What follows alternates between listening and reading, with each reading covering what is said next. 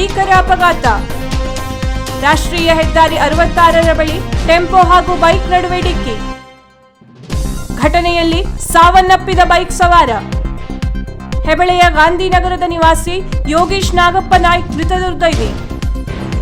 4 ಗಂಭೀರ ಗಾಯ, ಕುಂದಾಪುರ ಆಸ್ಪತ್ರೆಗೆ ರವಾನೆ.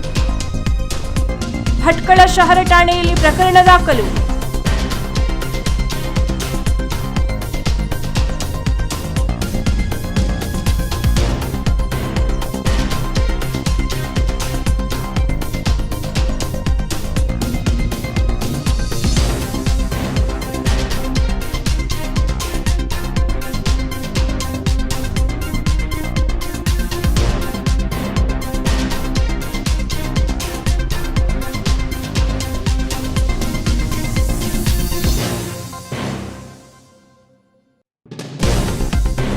ವೀಕ್ಷಕ ಮಹಾಪ್ರಭುಗಳೇ, ನಮ್ಮ ಚಾನಲ್ ಅನ್ನು ಸಬ್ಸ್ಕ್ರೈಬ್ ಮಾಡಿ, ಶೇರ್ ಮಾಡಿ, ಪ್ರೋತ್ಸಾಹಿಸಿ.